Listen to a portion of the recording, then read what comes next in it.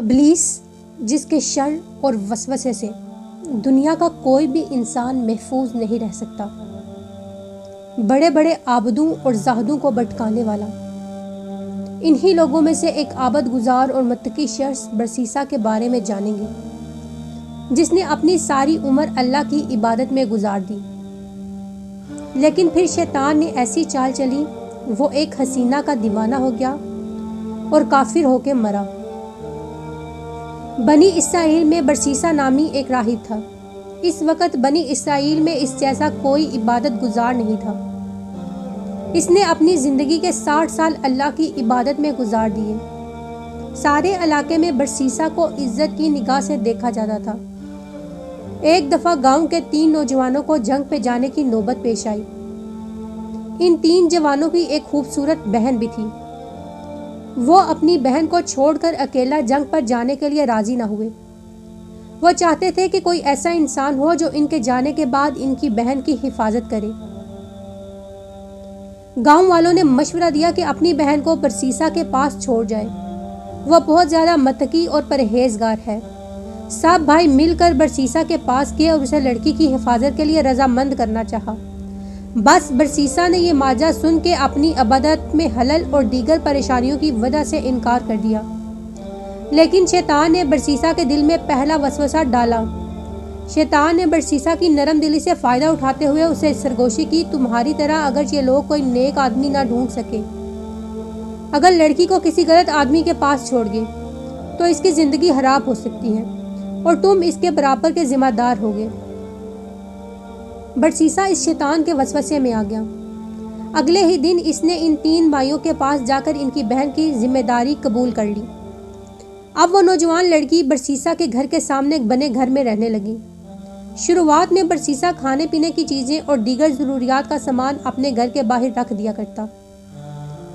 اس کے بعد شیطان نے اس کے دل میں یہ بات ڈالی کہ دیکھو وہ لڑکی اکیلی رہتی ہے، تم کھانا پکا کر اپنے دروازے کے باہر رکھ دیتے ہو، اور وہ لڑکی کھانے کو اٹھانے کے لیے گلی میں آتی ہے۔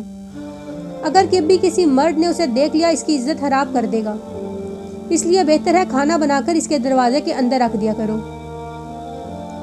تاکہ اس کو باہر نہ نکلنا پڑے۔ چنانچہ برسیسا نے کھانا بنا کر اس لڑکی کے گھر کے دروازے کے اندر رکھنا شروع کر دیا۔ وہ کھانا رکھ کر کنڈی کھٹکھٹا دیتا اور لڑکی کھانا اٹھا لیتی۔ بس یہی سلسلہ چلتا رہا۔ کچھ مہینے گزرے تو شیطان نے اس کے دل میں خیال ڈالا کہ تم خود تو عبادت میں لگے رہتے ہو، لڑکی اکیلی ہے، ایسا نہ ہو تنہائی کی وجہ سے وہ بیمار ہو جائے، اس لیے بہتر ہے اس کو کچھ نصیحت کیا کرو تاکہ وہ بھی عبادت گزار بن جائے، اس کا وقت ضائع نہ ہو۔ یہ خیال دل میں آتے ہی اس نے کہا، ہاں یہ تو بہت اچھی بات ہے۔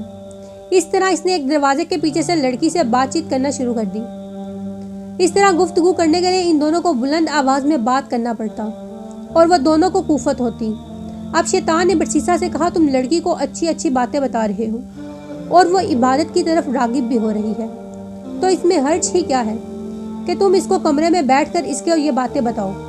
برسیسا نے اس کی یہ بات مان لی اور آخر کار شیطان ان دونوں کو ایک چھت کے نیچے لانے میں کامیاب ہو گیا۔ کچھ دن ایسے ہی نیکی کی باتیں کرتے ہوئے گزری، پھر ان میں آتش عشق بھڑکنے لگی۔ وہ نوجوان لڑکی برسیسا کو اپنے حسن، ادائیں اور جلوے دکھانے کا کوئی بھی موقع ضائع نہ کرتی۔ ادھر برسیسا کی نگاہیں لڑکی کے چہرے سے نہ ہٹتی۔ یوں چیزیں بگڑتی چلی گئی اور یہ دونوں زنا کے گناہ میں مرتکب ہو گئے۔ کچھ عرصہ اسی طرح گزرا تو پھر یہ لڑکی حاملہ ہو گئی اور جلد ہی اس نے ایک بچے کو جنم دیا۔ اب شیطان دوبارہ برسیسا کے پاس آیا اور اس نے اس کو ملامت کیا، یہ تم نے کیا کیا؟ یہ بچہ تمہارے گناہوں کا منہ بولتا ثبوت ہے، تم اس کو قتل کر دو، لڑکی کے بھائی تمہیں قتل کر دیں گے ورنہ۔ لہٰذا برسیسا نے اس نامولود بچے کو قتل کر دیا۔ وہ اس کی لاش کو اس کمرے میں دفنا دیا جہاں وہ لڑکی رہا کرتی تھی۔ اپنے بچے کی موت کے بعد وہ لڑکی گمسم اور غمگین رہنے لگی۔ لہٰذا شیطان نے برسیسا کے دل میں یہ خیال ڈالا، تم کیا سوچتے ہو اپنے بچے کی موت پہ یہ لڑکی خاموش بیٹھے گی؟ یہ کسی نہ کسی کو اس راہ سے ضرور آگاہ کرے گی۔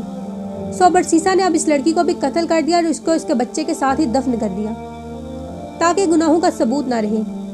کچھ عرصہ بعد جب اس لڑکی کے بھائی جنگ سے واپس آئے، برسیسا نے ان کو بتایا کہ ان کی بہن بیماری کے باعث اس دنیا سے جا چکی ہیں۔ وہ سب بہت روئے اور اس کی مغفرت کی دعا کی اور واپس چلے گئے۔ برسیسا کے تقوی اور پرہیزگاری کی شہرت ہی ایسی تھی کہ کسی نے بھی شک نہ کیا۔ ایک رات شیطان ان 3 بھائیوں کے خواب میں آیا اور برسیسا کے راز کا پردہ فاش کیا اور ساتھ ساتھ اس بات کی نشاندہی بھی کی جہاں ان کی بہن اور اس کے بچے کی لاش دفن تھی۔ صبح اٹھ کر جب ان تینوں نے ایک دوسرے کو یہ خواب سنایا تو انہیں یقین ہو گیا کہ یہ خواب سچا ہے۔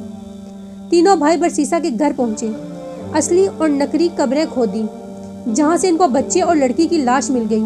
تو اب یہ تینوں بھائی بہت غضبناک ہوئے، برسیسا کو پکڑ کر بادشاہ کے پاس سزا دلوانے کے لیے لے گئے۔ برسیسا یہ جانتا تھا کہ اب اس کو موت کی سزا ملے گی، تو شیطان آخری بار برسیسا کے پاس آیا اور بولا، کیا تم مجھے پہچانتے ہو کہ میں کون ہوں؟ برسیسا نے کہا، ہاں میں تمہیں پہچانتا ہوں، تم وہی عبادت گزار شخص ہو۔ شیطان نے برسیسا کو مشورہ دیا، اگر تم اس سزائے موت سے بچنا چاہتے ہو تو شیطان کو اپنا آقا مان کر سجدہ کرو۔ تو برسیسا نے موت کے ڈر سے شیطان کو سجدہ کیا۔ اب شیطان نے برسیسا سے کہا، میرا تجھ سے کوئی تعلق نہیں، میں تو اللہ سے ڈرتا ہوں جو تمام جہانوں کا رب ہے۔